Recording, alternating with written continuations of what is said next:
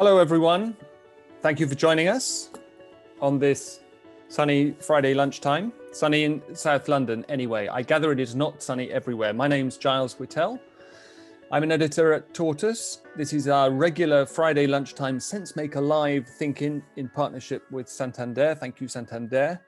Today we're going to do something difficult, irresponsible, and necessary, namely to chew over the results emerging from yesterday's local and regional elections, even as they are coming in. As you know, it wasn't like a general election. In Scotland, there wasn't even an overnight count. They're still coming towards us. A good number of places have reported, but most haven't. There's nonetheless plenty to chew on, including the by-election result in Hartlepool. And I feel I should confess that I've only ever been to Hartlepool once in my life, to a recycling plant there. I don't know if they still have it, but they had a very advanced and important plant that could separate paper and tin on tin cans. And as I was thinking about this hour, reaching for an elaborate metaphor as to whether Hartlepool has recycled British politics. I think recycled is probably the wrong word, but it does seem to have been a very significant by-election. So we'll get into, I hope, what that means for Labour and what a broader swing that seems to be emerging towards the Tories from Labour in key parts of the north means. Are England and Scotland pulling further apart? One of our guests is in Scotland, and I know it's too soon to say, but we'll get into that with all the caveats that are necessary. With Wales, by that we may have run out of time, but we don't want to shortchange Wales. And how much importance should we attach to the mayoral elections? Not so much in London, where the outcome is pretty much a foregone conclusion, but in Tees Valley, for example, and the West Midlands. We have a couple of guests who know a great deal more about all of this than I do, who I'll introduce you to in a minute. But first, let me just say the thing that we always say at this point, which is this is really about your views. You know how to share them in the chat, and we may come to you. Raise a hand, we'll certainly come to you. And let us know what you think. I am a loose enforcer of our no questions rule. You can ask a question if you must, but we'd prefer to really know what's on your mind. So without further ado, we're joined by Jane Green, Professor Jane Green, Professor of Political Science at Nuffield College, Oxford, and co-director of the British Election Study, and Matt Singh, the pollster, no stranger to Tortoise, and founder of Number Cruncher Politics. Hello, both of you. Thank you very much for joining us.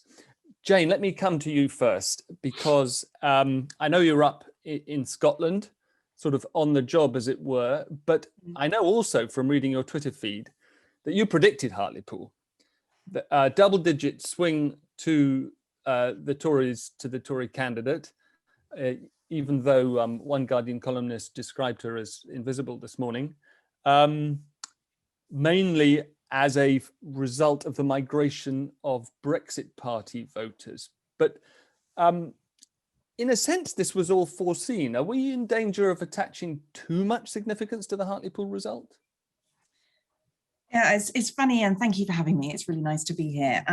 It's funny that you said that I predicted Hartlepool. I've tried so hard not to predict anything in British politics at the moment. But, what I was doing this week was just identifying the flow that we see in the British election study data.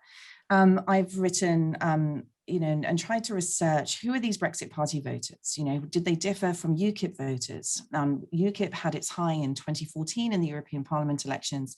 The Brexit Party had their high in the 2019 European Parliament elections, these second-order elections with a different electoral system that sees voters in Britain reach out to different parties. And I think, what we found was that there was this very strategic, tactical in and outflow, ensuring really that the Conservative Party supported Brexit. And You saw that with UKIP voters pushing the Conservative Party towards Brexit over time. And then you saw the Brexit Party vote, I think, again, solidifying the Conservative Party's position as advocating for Brexit and advocating for Brexit no matter what.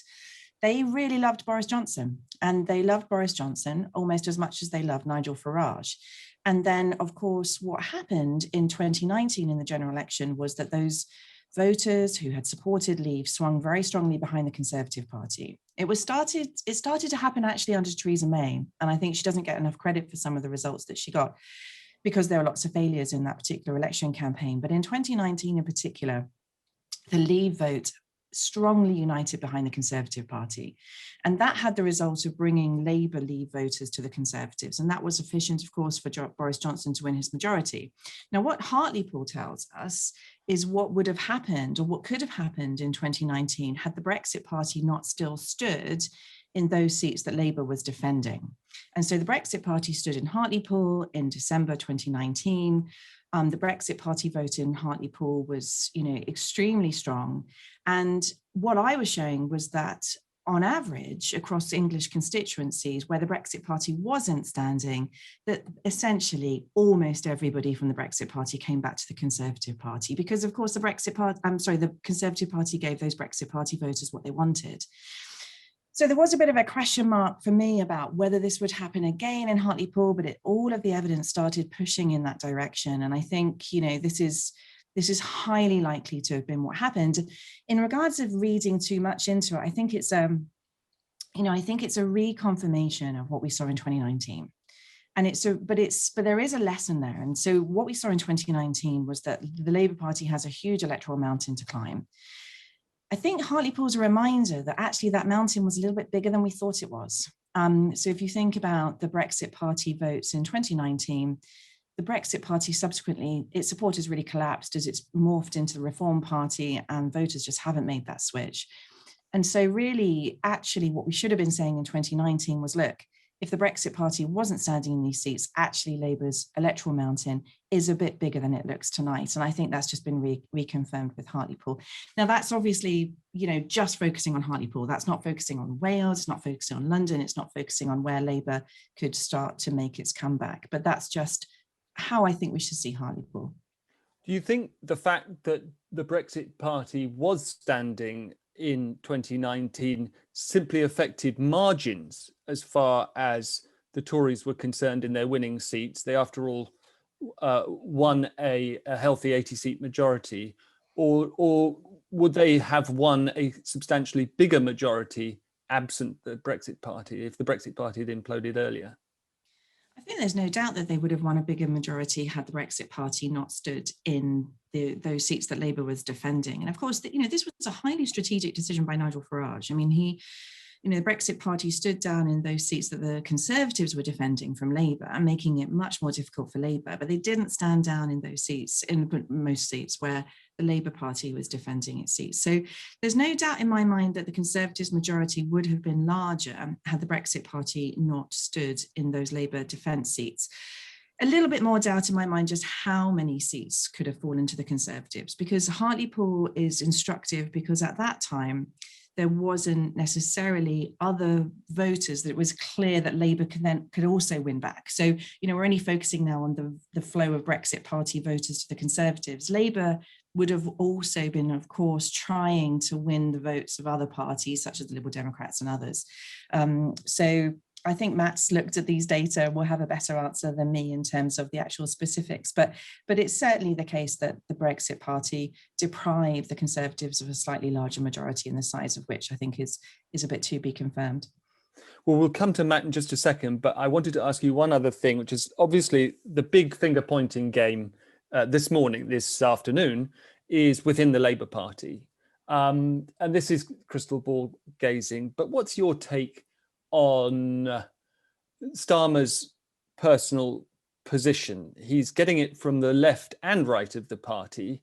Does he, as a result, sort of limp on? I think, this is just my personal view, but I think I take the view that to understand Labour's difficulties, you don't need to look at Keir Starmer per se. I mean, of course, You can point to marginal things that Keir Starmer may or may not have done, and so on. I think Labour's difficulties are far more profound than just about him. And the other thing I think is worth bearing in mind is that, we can be quite myopic.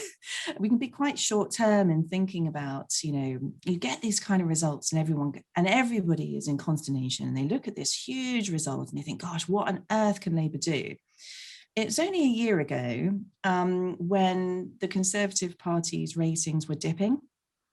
And actually at the time, it looked highly rational to be making the case that you could have a responsible, competent delivery, a prime minister you could really trust in Keir Starmer, versus a mismanagement of the coronavirus pandemic under Boris Johnson, all the difficulties around the Dominic Cummings saga. This was pretty much this time last year.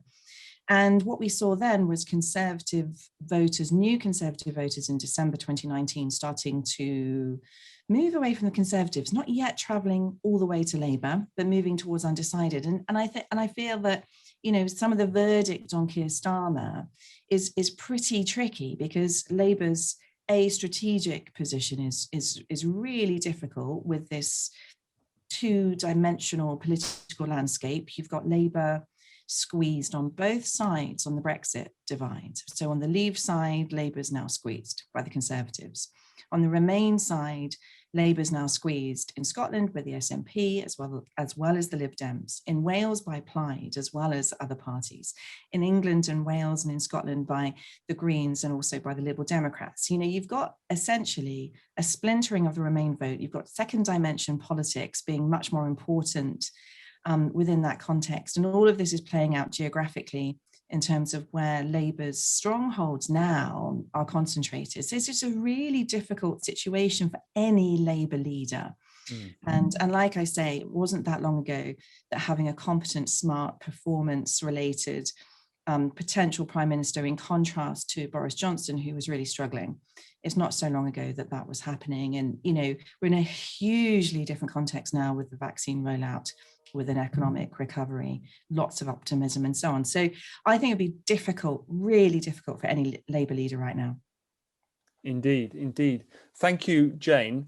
Let's go to Matt and pick up, if we can, where Jane left off. She was talking about sort of the shifting geographical map that the Labour Party is looking at. We can talk about the Tories in a minute as well, if you want to. But what about the social and the demographic aspect of it? Do you buy I'm going to call it the Chris Cook thesis, I don't know if he's with us in the room, that Labour's got, no, this is my words, an identity crisis to deal with now. He talks about a realignment, but do you buy the idea that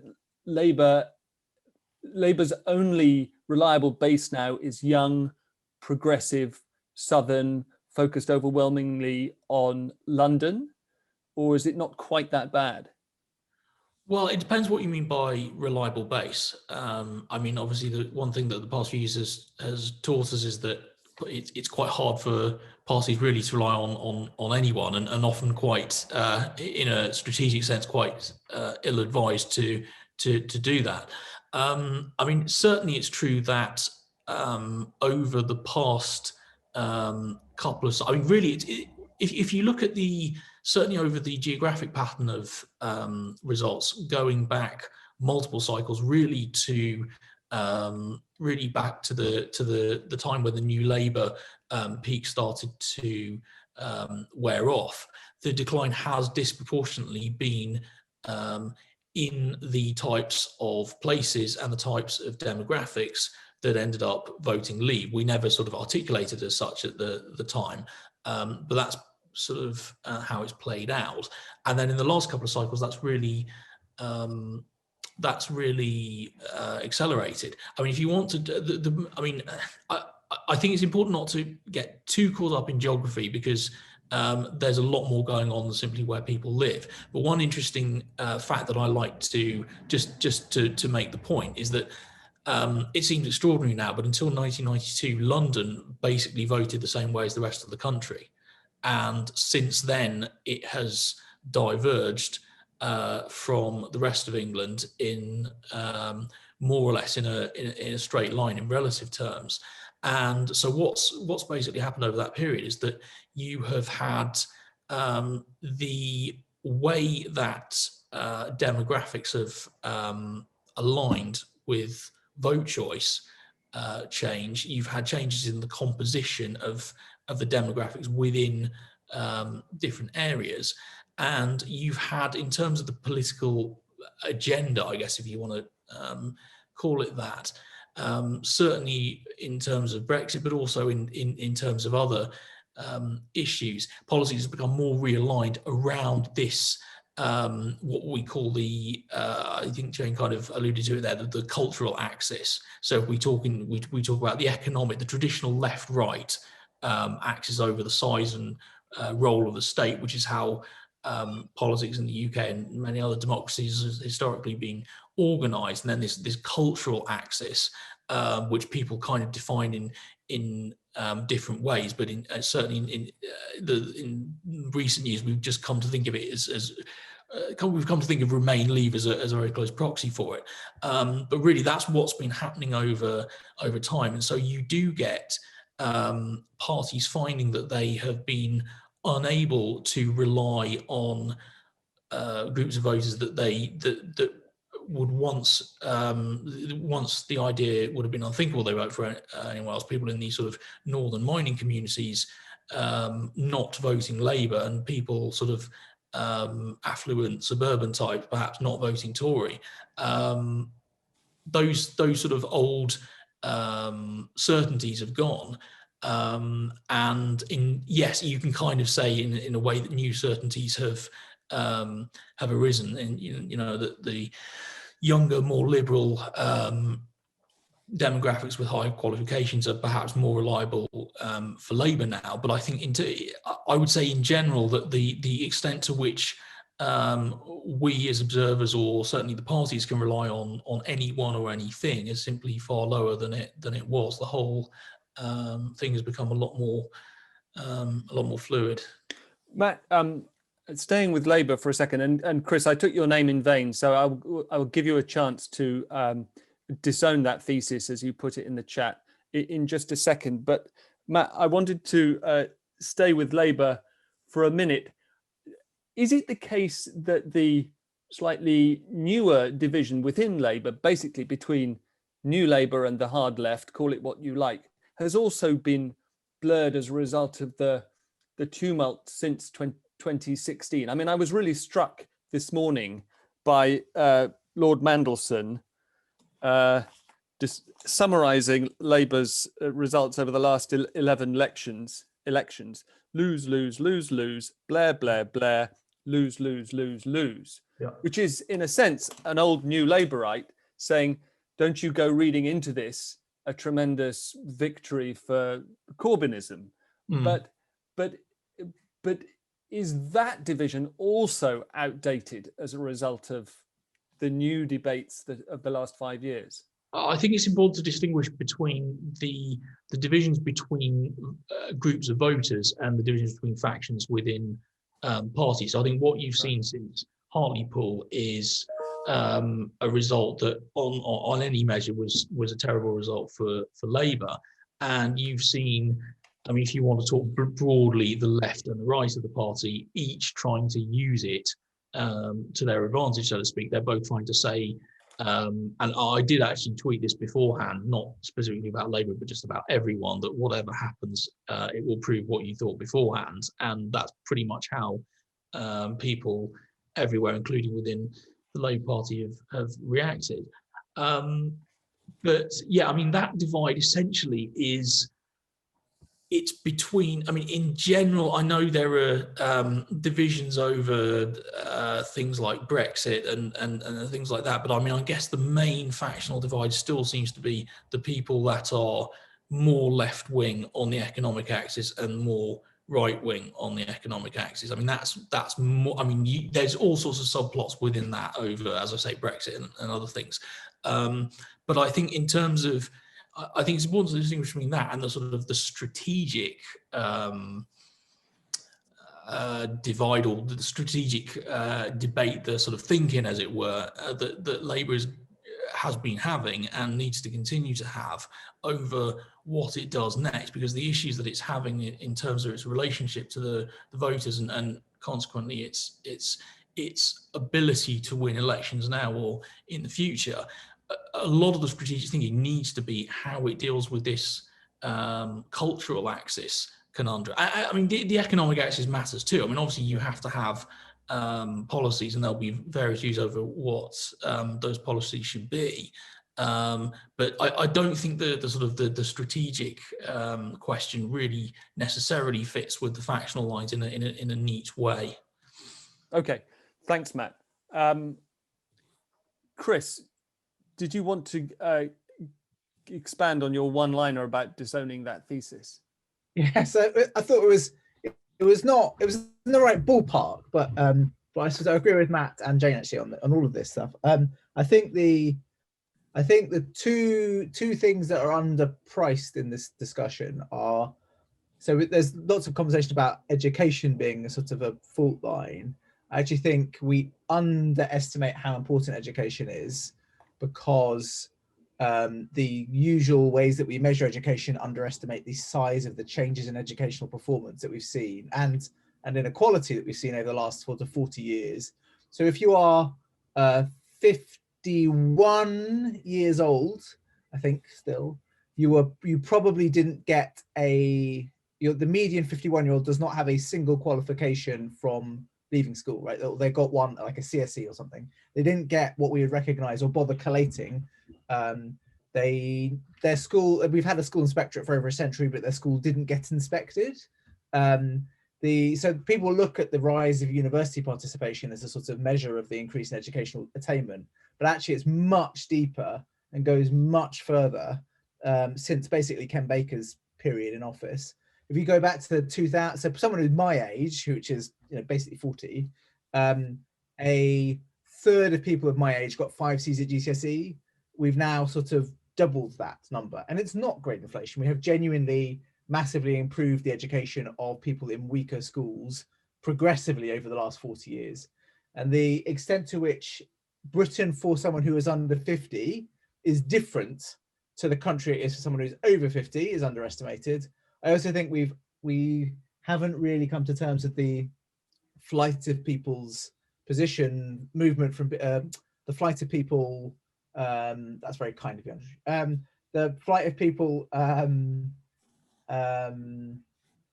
from working age to retirement. So actually, one of the things that's been going on in Hartlepool is effectively we've got a load of people who would identify as working class and think of themselves as working class. They move from being people who work in hourly paid jobs to being retired homeowners, and their economic interests have switched, and a lot of people haven't really sort of internalized the switches that have gone on with that aging. And a lot of what you see in the Northeast is about a 50-year-old guy who used to work in the mine is fundamentally different to a 70-year-old guy who used to work in the mine, right? That's part of what we're seeing here, and part of what's underestimated. That's really fascinating, that the idea that that in one bound to retired homeowners. But I know you speak as a former education correspondent, as well as a general politics nerd, geek, guru, whichever one you want. But is there a broader read across? I thought you were heading towards a broader statement about educational attainment and likelihood of voting Labour. So I think the thing that's perhaps the most important force in British politics today is the thing economists call skills-based technical change, which is the idea that basically productivity has risen fastest over the last few decades for people who are in higher skilled jobs, right? So lawyers can earn more money per hour, increase the amount they can earn per hour more quickly than a guy with a mop, right? The mop hasn't fundamentally changed, the lawyer fundamentally has. And we've seen the in terms of workplace bargaining, in terms of sort of self-possession, in terms of the experience of control of your life. I think a lot of the kinds of jobs that people with poor educational outcomes can can reasonably hope to get, particularly these days, that's a, you know, that sense of loss of control is a bigger thing. I also think we should, there's a in that sort of field, it's also very striking that there's the jobs that we have replaced. I think it's a really good thing that we have basically no one in coal mines. We have loads of people in call centers, right? That is a massive win for the country. That's higher skilled work, and you will not die in an industrial accident, right? It is safer, it is better, and unfortunately it doesn't carry the cultural prestige but of coal mining. And one of our challenges is that the people talk about the community. Actually, a lot of this stuff I think is about institutional strength around those things. So the things that people really love about coal mining is really trade unionism, brass bands, a sense of doing something a bit dangerous is probably quite helpful for that. But we've lost a lot of the sort of the things that made people satisfied with their lot. I think that's part of what we're seeing. Thanks, Chris. Another fantastic soundbite: coal mines to call centres. Can we have a quick return to Kim's slides, just canter through them to see if any of the data points there are useful for us at this point, even though the data is shifting under our feet. And then I might see if Lindsay Evans wants to expand on her point, which seemed to you seem to be agreeing with Chris, but on sort of conservatism as you age. But anyway, first the slides. Thanks, Kim.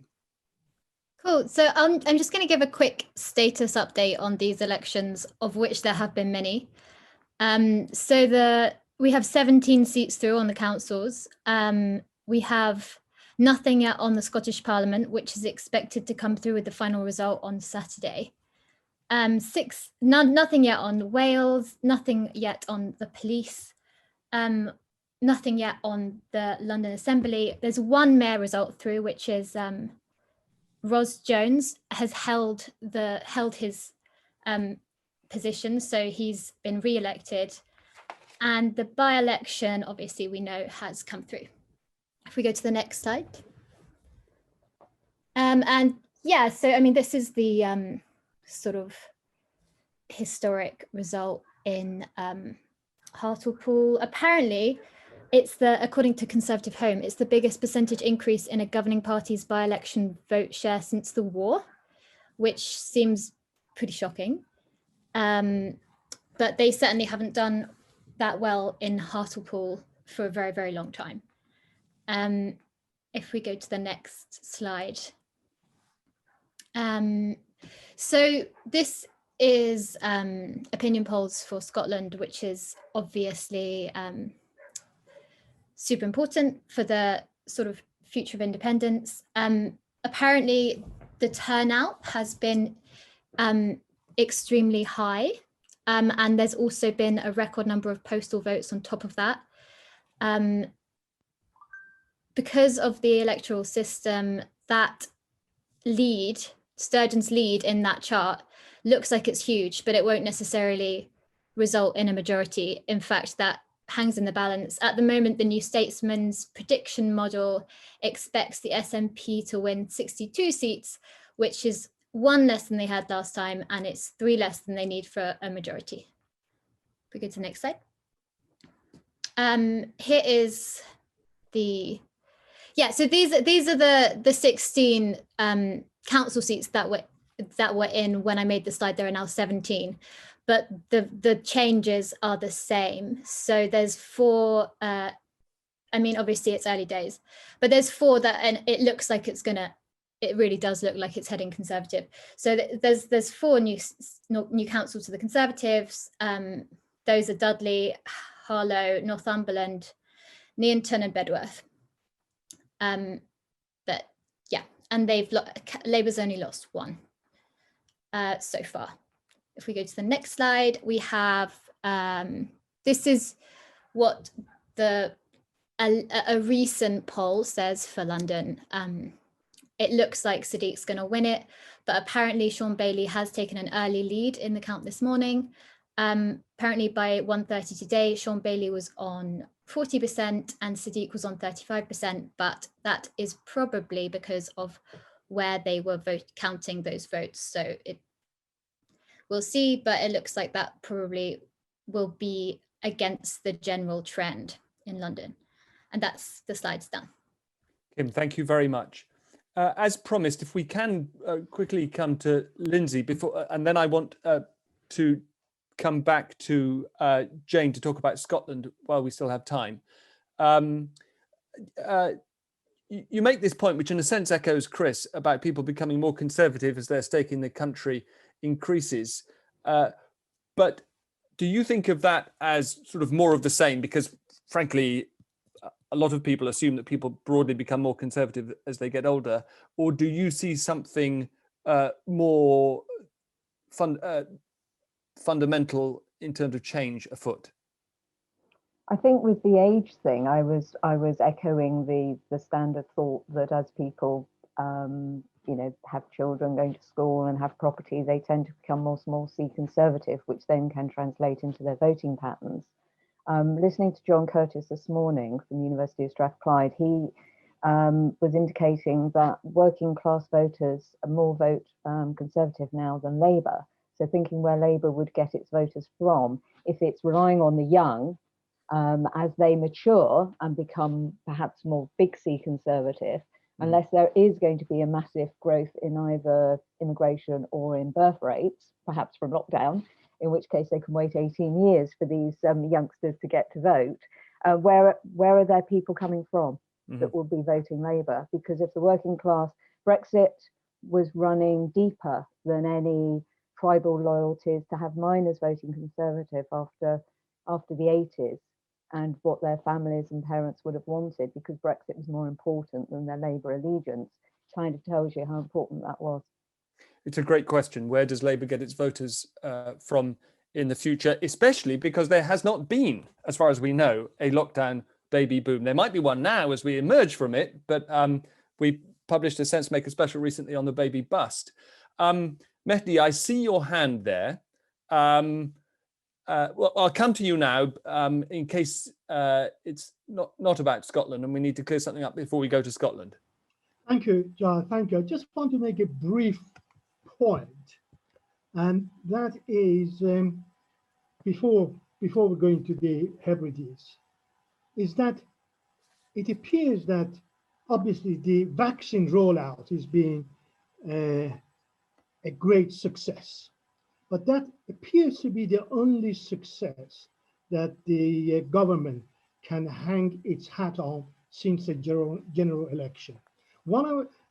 I believe that Labour Party, Keir Starmer, made a strategic error by not asking for a public inquiry for the handling of the COVID-19 from essentially the handling from 2020 onwards, because that could have actually changed perhaps the focus and the contour for the elections. It's an interesting point, and I'd be really interested to know what other people think about that, because we at Tortoise thought it was important and we held one, but I have a feeling that on this, as on one or two other things, whereas the Prime Minister might not be a great master of detail, he's not a bad judge of the public mood. Now, Jane, can we come back to you? I'm not, I hope, telling too many tales out of school, because a lot of viewers will have seen you. You're up there. You've been discussing the Scottish end of all this with ITV. I noticed that one of the ITV reporters tweeted, obviously before the results come out, that a big Tory day in general down south, followed by a predicted stronger or strongish day for the SNP, feels like the two countries moving further apart in general. Without prejudging too much the results, do you think that's what's happening? It could be. You've got this really interesting set of actors that we need to consider here, I think. One is, how well is the UK government doing and how is that viewed in Scotland? How well is the Scottish government doing and how well is that viewed in Scotland? And how well is Brexit doing and how well is that viewed in Scotland, as well as in the rest of the UK? And, those three aspects, how is Nicola Sturgeon done in terms of the governing of the Scottish Parliament, is demonstrating the ability for Scotland to govern itself competently and securely and safely, and for maybe that to be a lesser risk. That's a really important distinction. And I think then you've got Nicola Sturgeon's ability to point to her successes. You've then got the ability to point to the potential for the Scottish government to be independent and securely independent and to prosper outside of the UK. And then, of course, that issue of regaining membership of the European Union. So Scotland and the rest of England, the rest of the UK and England and Wales diverge very strongly in terms of those different assessments. But what's absolutely crucial in Scotland, I think, is how Scottish voters benchmark how well are they doing in independent Scotland versus how well is the UK government doing, and how much better would they do as part of the United Kingdom. And so, it's going to be a really important day today, because we're going to find out whether or not there is a likely call for another independence referendum in the next couple of years.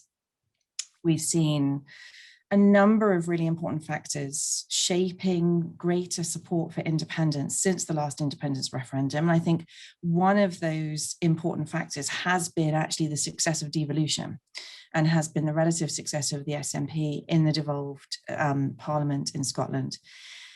And also that happening in Scotland with a relatively unpopular UK Westminster government and UK Westminster-based Prime Minister. And there you really do see a strong divergence between Scotland and the rest of the UK. You see Boris Johnson being successful, it looks like, especially amongst Leave voters, especially in those areas of the country where the Leave vote has been highest, where Labour is, of course, falling back now.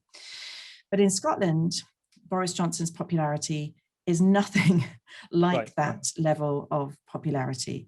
And so, those are really important considerations for the independence movement to compare to a relatively unpopular Conservative government north of the border, an unpopular Conservative Prime Minister north of the border. So those things have all really, I think, helped the independence case. But it's far from clear at this point whether or not an independence vote would be successful. And it's on a knife edge, just as the Holyrood results are on a knife edge at the moment. Is Boris Johnson getting no credit north of the border for the vaccine rollout? I don't know. I don't think he's getting no credit whatsoever. I mean, I think, but Nicola Sturgeon is getting credit. There was a point a few months ago where you saw support for independence dip. And it was really striking to me that that was the point where two things happened. One was the UK's vaccine rollout was really starting to gather pace and looking successful. And it became clear that this was a real success story. And that, we can't underplay just how successful and how well the government has been judged to have handled this particular aspect of its handling of the pandemic. That doesn't mean that voters are entirely forgotten the mismanagement and the problems and the catastrophes that have also happened. But this has been nevertheless highly positive. And at the same time, the SNP's struggles were happening, the divisions between Alex Salmond and Nicola Sturgeon and the queries over the court case. And then you did see support for independence dip somewhat. And I think, it's difficult to disentangle those two factors, but arguably looking at the UK's vaccine rollout success was one of the factors that made some voters in Scotland think that actually maybe staying in the UK wouldn't be so bad after all. Thanks, Jane. While you were talking, I noticed that Matt had pointed out in the chat that a couple of Scottish results are in. Are they interesting, Matt? And also, more broadly, is there can you give us your take on how you think a SNP request for a second referendum plays out, whether it goes to court? But first, tell us about those results. Yeah. Excuse me. Yeah, no, there's the first couple of results coming through from Scotland and one from Wales. They are rather atypical. So there's Orkney, Lib Dem stronghold, which they've held, and then Aberdeen Donside, which was SNP, which they have held. Now, Orkney is Orkney, and in the northeast, I think there has been a bit of a regional effect in recent elections. The interesting thing, just in a couple of those things, is that it does look as though the Tory vote is going up, which is not what the Scotland-wide opinion polls have suggested. But as I say, in those 2 seats, 2 seats, yes. In Scotland, and then in Wales we've had Montgomeryshire. Again, because that's traditionally Tory Lib Dem, so it's not really representative of Wales. The Tories look to be doing relatively well there as well. Yeah, so I think that's all we've got in terms of results so far. I'm not sure I draw any conclusions from what we've got. Okay, so the Tory increase in vote share that you see in the Aberdeen seat, for example, is that just incremental? Are we talking? I haven't got the exact figure. No. No, it did look pretty like sort of 5 or 6 points, I think, compared with 2016, which, if you remember, was a pretty decent election for the Scottish Tories. Can you hazard a guess as to? Can you extrapolate? I said that we'd be irresponsible. Well, no, Giles? Yes, go ahead. I was just going to say, I mean, the last Scottish Parliament elections were held before the EU referendum. And, it's kind of amazing to think about that, the last time these elections were held, we hadn't actually voted for Brexit. But what the Conservatives have done in Scotland is pick up those voters who wanted to vote no to independence, but yes to leaving the EU. And so it wouldn't be surprising to me if the Conservatives are making headway amongst that that tribe of the Scottish electorate. And that would therefore be doing better. Not necessarily, obviously, Boris Johnson would be more popular amongst Leave voters who happen to also be Leave voters in Scotland and pro-union and not for independence. But it would not be surprising to me at all, given that the Conservatives went into second place in 2016 before the EU referendum, that they would now be picking up support, given that since that period has happened, we've had a change in Prime Minister. We've had a Prime Minister, of course, who has secured Brexit and delivered Brexit. And so far, Brexit doesn't look like the kind of economic disaster that was forecast as well. So, I mean, very early days, but it wouldn't be at all surprising, I think, off the back of that. Very interesting that you should say that, and I accept that it hasn't been a cataclysm. I do think we need to sort of put an asterisk in our thinking and a footnote at the bottom saying it has all been dwarfed in a sense by a once in a century pandemic, and all those debates about the economic impact of Brexit. They're all about diverging trend lines, aren't they? And growth foregone, and it's all theoretical. Matt, did we interrupt your train of thought? Was there something else that you were going to say? No, I mean, for all the reasons that Jane's given, I think we should be extremely cautious about extrapolating anything from these very, very early results, other than to say that, I mean, obviously in terms of Scots who would have voted Leave, and bear in mind, it's sort of almost 2 in 5 voted Leave, so that they do exist. And the northeast of Scotland, perhaps not in Aberdeen itself, but in the areas around Aberdeen, those are the areas where the Remain vote was not as high as it would be in, in places like Edinburgh. So if those voters are having an effect, that's what, maybe not the constituency, but the region at least, where you'd expect that to happen. Thank you. Thanks very much. Yeah, Alex Coley, you've got your hand up. And can we come to you? What do you want to say? Just unmuting myself. Yeah, I think it will be interesting to see beyond where the Conservatives take seats from Labour, what happens elsewhere. So I'm an independent councillor in Surrey, in the northeast of Surrey, in Epsom and Ewell, where we've held control since 1937 as independents, so we're a bit unusual. We're really looking to see what happens with Conservative control of Surrey County Council, which has been in control there for over a century. I really don't know what's going to happen, but I think that will be quite important, because across the whole of the southeast, I've seen former Conservatives flip to be independent and actually come with truckloads of dirt on their former colleagues and talk about how poorly things are run, how bad the morale is, not being able to recruit candidates. And I'm interested to see how much that bears out and what actually happens. And it's not just Surrey, it's also Hampshire, parts of Sussex and Kent, really, Tory citadels, the fortress that's being taken apart. So while it's useful, I guess, to look across the national picture at how the Conservatives are taking things from Labour in Labour strongholds, let's also look at Conservative strongholds and see what the threat is there, because it's not really the Liberal Democrats and it's not really the Greens. It's independents who, like me, are pure independent, who just don't like the way party politics operates, or it's former Conservatives who don't find a home in another political party and but still want to represent the residents and the people that that they have looked after for so long in their area. And I think that I put in the chat about things like local plans and housing, climate change action plans, things that actually are top down in a lot of ways from government departments. They have to be executed operationally at the local level. And if the Conservative Party is not able to control councils in its heartland, then that has a real impact on what those policies really look like when they're rolled out. So in particular, again, where I'm in Surrey, local plans have been behind a huge switch in 2019 of multiple councils flipping into independent or no overall control from historic Conservative control because of housing in conservation areas, for example, or plans to build tens of thousands of new houses in areas where there's no demonstrable need and there's vast parts of the greenbelt to be built on.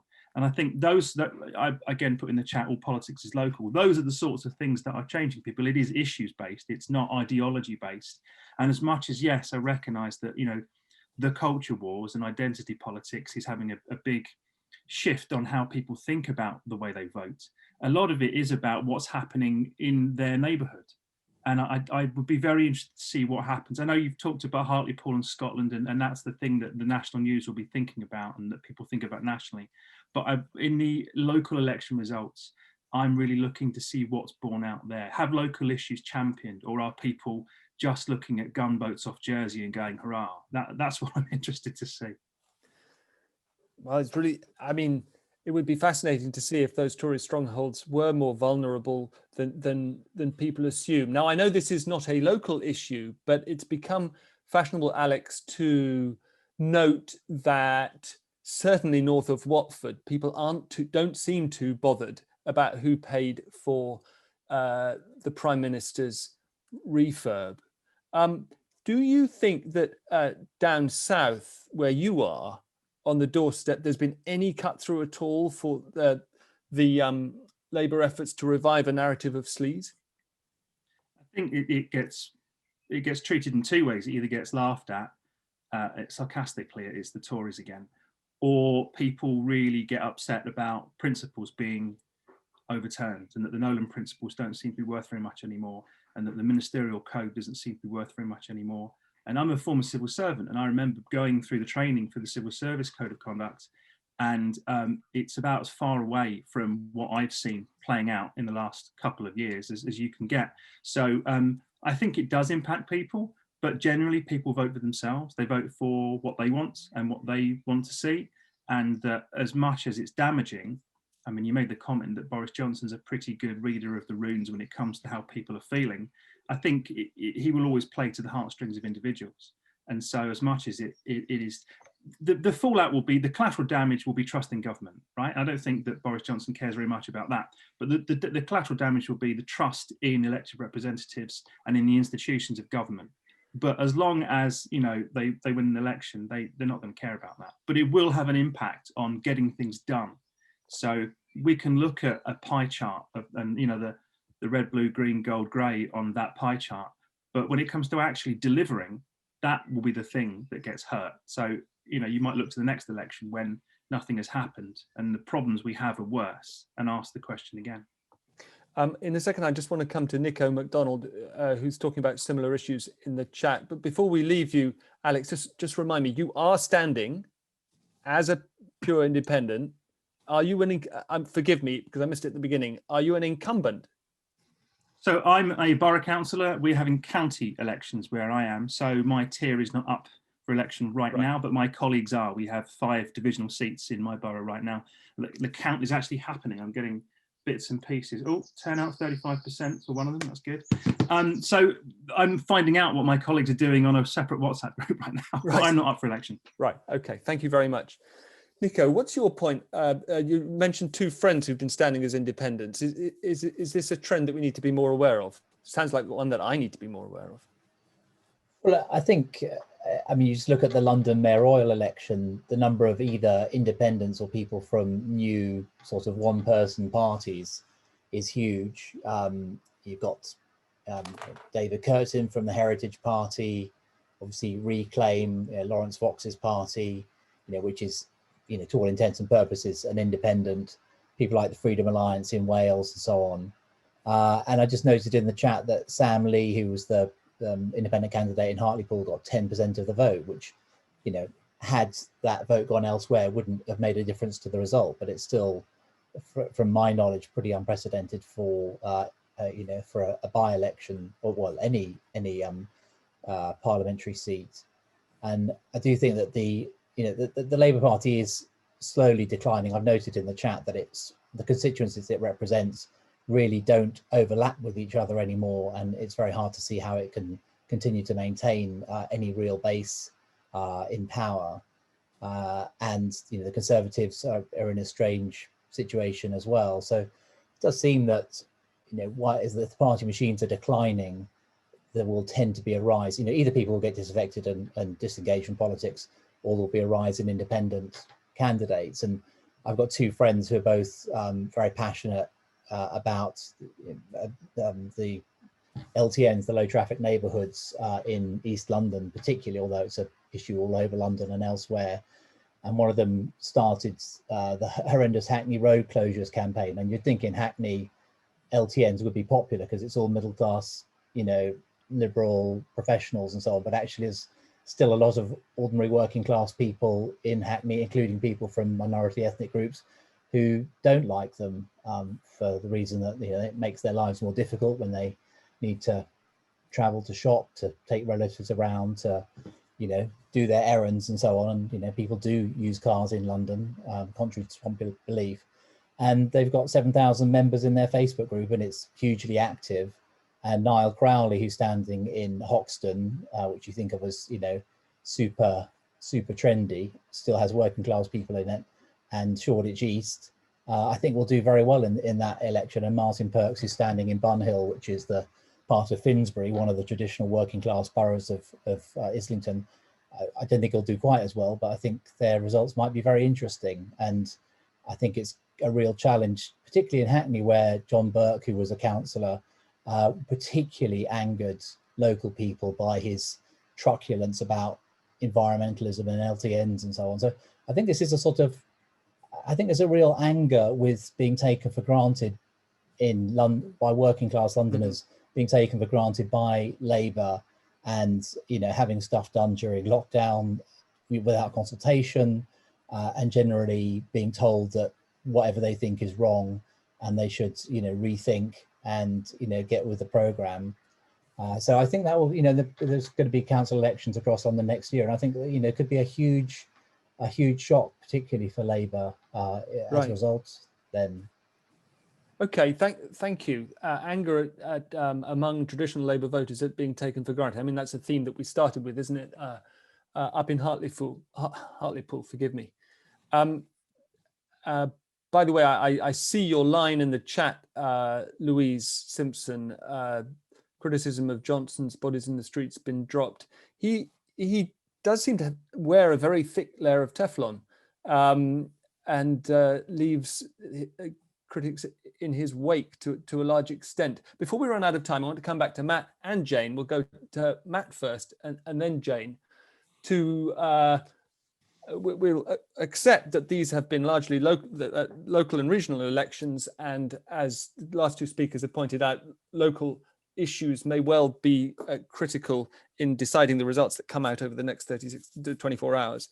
But I'd just like you to address the idea that, and if we take a step back and look again at the bigger picture, there is a possibility that this Prime Minister, having delivered Brexit and perhaps against the odds a politically among other things, effective vaccine rollout, might also deliver a sort of built-in Conservative majority in England for a generation. And if so, Winston Churchill, eat your heart out. What do you make of that forecast, Matt? Well, I mean, it is very hard to say. I mean, one thing I would say is that there is a sort of narrative going around that this, the fact that the Conservatives are doing so well, both in national opinion polls and in the certainly the English results that we've got in so far, there is a narrative that sort of a vaccine bounce and it's transitory, and therefore things might go back to normal after COVID. Now, that is perfectly plausible. It could well be right. The thing is, the thing I would say is that, like, we don't know for sure that it's right. It could simply be that the Conservative vote and Boris Johnson's popularity is, and possibly if you want to start getting more technical, things like leave identity or things adjacent to it, those sorts of things possibly might be stronger and more durable than people are assuming. I'm willing to put my hands up and say I don't know at this point. I can see lots of theories and bits and pieces of evidence to support those theories. I don't really know at this point, and I wouldn't want to start making longer term predictions, but yes, it is certainly true that a lot of the Conservatives have been able to do very well before COVID, and it's quite possible that they do have this sort of appeal, and they've been able to sort of break down these sort of electoral barriers that they found impenetrable in the past. So yeah, it's possible, but equally the reverse is possible. I mean, things have changed. I mean, if we think just, what was it, less than 2 years ago, we had the Tories getting single digits in a national election. And we had the Lib Dems and Brexit Party leading. And now you've got the Tories doing fantastically well. And the Brexit Party, the Reform Party, getting, what was it, 1% in a 70% leave seat. So things are incredibly fluid. And I'm not sure you want to make too many predictions about the future, but yeah, it's possible. Thanks, Matt. Jane, back to you for final word. We haven't talked about the mayors, but I wondered if you could build into your broad forecast a response to the idea that Andy Street probably getting back in, Ben Hoochan almost certainly getting back in, are evidence that levelling up in the north is not just a slogan. People like it. Well, levelling up hasn't happened yet. And, what I think is that Boris Johnson is a real master at symbolic politics and symbolic phrases and symbolic promises. And that might be very powerful in helping people think that the Conservative Party really does represent them, not just on this cultural dimension, but also on economics. Now, we have to see whether that materializes. And I think the counterpoint to the Conservative hegemony kind of analysis is that the economic pain that could happen in the coming years leads voters to a more normal kind of punishment of the incumbent type of electoral dynamic. I wanted to go back to Chris's earlier point about education as well. And I think the educational expansion is the big picture, long view as well.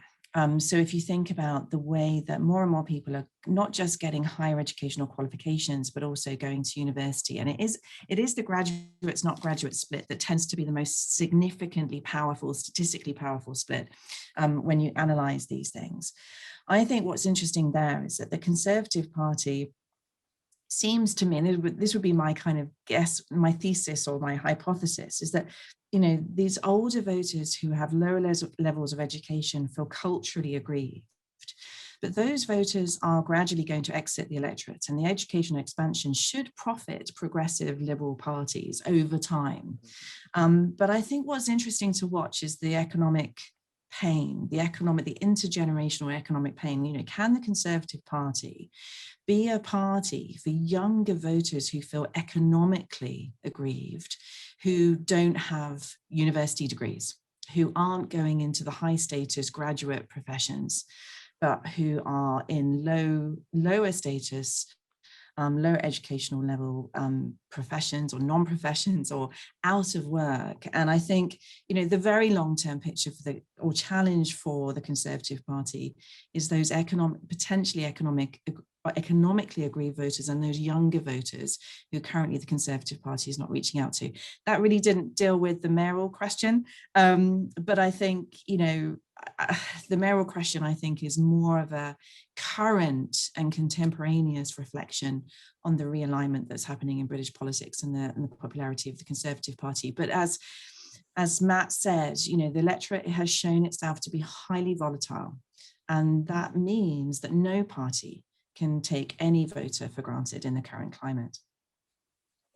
Jane, thank you very much. Matt as well, and everybody else. We're 4 minutes over, but there's some really fascinating points to take away. Clearly volatile, as a great deal that we can't take for granted about today's results, just as no party can take any of the voters for granted. But I will remember Chris's lines about miners becoming homeowners, the political implications of that, and about coal mines to call centres as an unequivocal good. Jane's point just made, building on that, about the graduate non-graduate split as being key going ahead, and Matt's acknowledgement that, well, in essence, the Heineken point that the Conservatives have one way or another broken down electoral barriers that have been insuperable to them before, and among many other points that I think we can underline in red from the past hour. Thank you all very much. We will continue to chew over these points in future thinkings. I commend you, by the way, to the Tortoise take on the Tortoise website today, which is an appeal to the present government to adopt Bidenomics, which might provide an answer to the strategic question that Jane posed at the end there: who will end up being able to appeal to younger voters now without the prospects that necessarily accrue to those with very high educational qualifications. Thank you all very much. I hope the weather looks as good where you are as it does where I am. Have a great weekend and see you all again next week.